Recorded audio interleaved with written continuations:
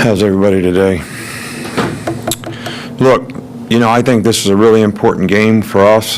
This is a division game. Division games are like playing, two games, because if you lose one, the other team's got to lose two for you to catch up to them or get ahead of them. So this is really an important game. Obviously, this is the team that 2 out of the last 3 times we played has gotten the best of us. I think the ultimate disrespect sometimes is when somebody quietly thinks, they got your number, and our players need to understand that and obviously, do a great job of preparing for a totally different type of game this week than, what we played a week ago. So a lot of spread out stuff, going to be a lot of space plays, and really going to have to do a good job on both sides of the ball, keeping the ball away from them and doing a good job of playing defense, and they're really good at getting explosive plays. So we're looking forward to a tremendous environment in Bryant-Denny Stadium. I think this is something that could really help us. They're a no-huddle team, so silent count could be an advantage for us. Might help our defensive players a little bit, might be a tough thing for them to execute quite as well. So we really look forward to it. This is the 10th straight year that we've participated in the Coach Secure to support MS. We're happy to do it, and certainly like to do anything that we can to benefit people who are less fortunate than us. But I don't have a lot to say today. So I guess this would really be a good day for you all to ask some good questions. So you think we got any chance? Any chance at all? All right, now, if I don't start laughing here, I'm going to get killed on Sports Center or someplace. First participant here is Chandler. The pressure's on.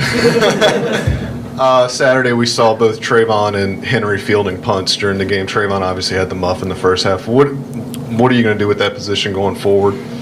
Well, Trayvon has been the most consistent guy we have fielding the ball, and we have a lot of confidence in Henry Ruggs. He's a great returner. He's very explosive.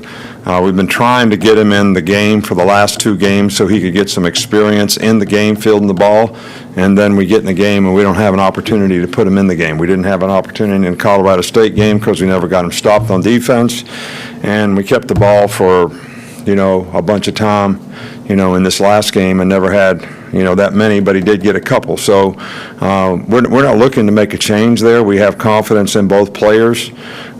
These people that rugby punt, it's a completely different kind of ball to catch. The judgment, the experience, the line drives, the ball hitting the ground, when can you play it on a hop, when can't you play it on a hop. So we've been playing against those rugby punters every week, which we will again this week for the most part. So we kind of like the experience that Trayvon has, having been back there and having done that. But we're going to continue to try to get Ruggs as much experience as we can at that position. Come on, left side, Reiner. What kind of contributions has Dan Werder made behind the scenes? Dan is a really good coach, and he's been very, very helpful in doing self-scout on the things that we do on offense, and also making contributions every week to some things that would complement some of the things that we do.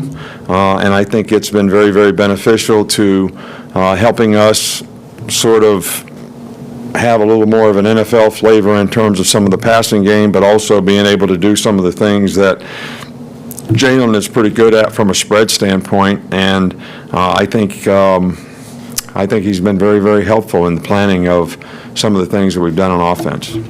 Back up front here with Mark. Just what do you see from Shea Patterson in their offense, and what makes him such a dynamic player? Well, I mean, first of all, the guy's got great arm talent. He's very instinctive. He's a very good athlete. He can scramble and extend plays, which they made a lot of big plays on that part of it. And, their offensive system and scheme is very spread-oriented. There's a lot of RPOs with a lot of running plays, so he understands it really well. He reads it really well and gets the ball out of his hand very quickly on some of those things. So the combination of all those things make it very difficult to, just about every running play has a pass with it. So you teach players to read, run, pass, but now it's a run, but it's a pass. So It creates a lot of run-pass conflicts on defense, and defensive players have to really do a good job of being disciplined in how they play those plays, and when they haven't played them correctly, Shea's certainly taken advantage of it, and the guys played extremely well, I think, in all 3 games. Back with Cecil. This is a challenge. Has Miller Forrestal had his surgery? Are they going to wait on that? And with him out, how did the tight ends play, particularly Smith and Hinches, Right. this week? Well, Miller is a good player for us. He really satisfied a really good niche because of his athleticism and his receiving ability, and we'll certainly miss him. His surgery is, scheduled and ready to go, so it's inevitable that he has to get it, and we'll get it. And I have not seen him, so I can't comment on how it went. But the other guys are certainly freshmen that have a lot of ability, and they've made very nice progress, and it was nice to get them both an opportunity to play in a game some last week. We've also worked Ronnie Clark a little bit at H-back now, so he may play some in that role as well. But it does make us relatively thin at the position, but we are pleased with the progress the freshmen have made. Coming in the middle with Michael. Last 2 games you guys played with them went 4+ hours. How exhausting, I guess, were those games, and how much does conditioning come into it? Well, I think conditioning is a big part of it, and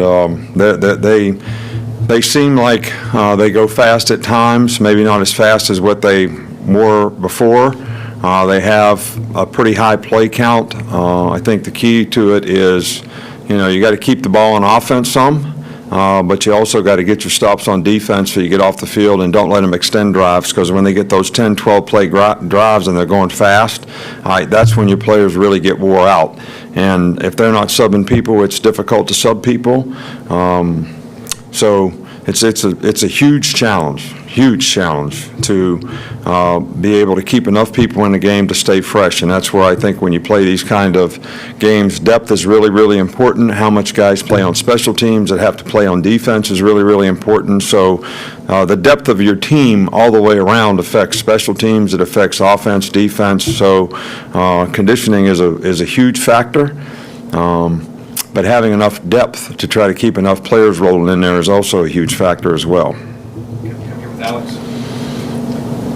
You've obviously expanded the secondary packages the last several years, a lot more nickel dime. You've talked about that at length. What's the challenge when you got a quarterback like Shea that throws the ball so much that he does, not to be attacked or get out of their lanes in that formations?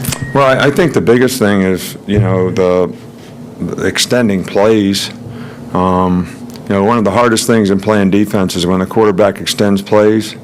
Maybe you match the pattern, but then, it becomes a scramble drill, and, it's impossible to have a total set of rules for how everybody matches every pattern once everything goes helter-skelter.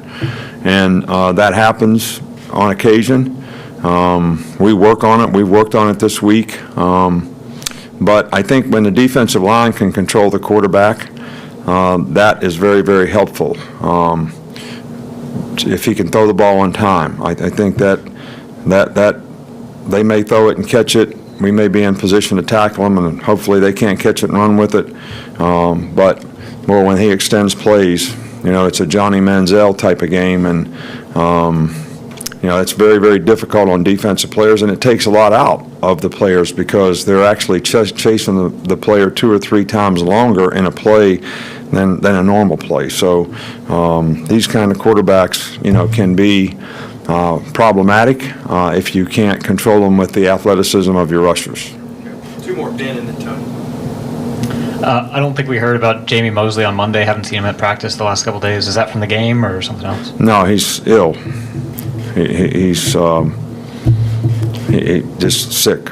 I mean, when he's recovers, he'll be back out there. He doesn't have an injury. There's nothing wrong with him. It happens on occasion. So hopefully he'll get well and maybe be with us tomorrow. Wrap up here with Tony. You mentioned the awareness that the team has to have against Ole Miss. Have you noticed an extra juice in your players the last 3 years following that first upset in 2014? Look, I think it's important that the team has a relative amount of, to use your term, juice, every week that we play. I think that every team that we play from here on out, if you look at the schedule, especially SEC games, we could win or lose every one of those games. They're all good teams. They all have the capabilities and good players to beat you. So to have the proper respect and have the right mental preparation and intensity to go out there and play at a high level and play to your standard every week is really, really important. Last year, they'd beat us 2 years in a row, and we go over there and get behind 24-7. So if we had extra intensity, it didn't do us any good. Now, the perseverance the team showed in coming back in the game and winning the game was the resiliency was phenomenal, all right, and great competitors to be able to do that in the game.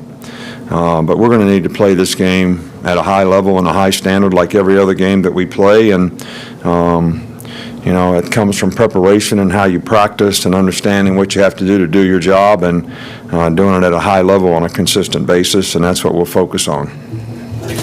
All right, thank you.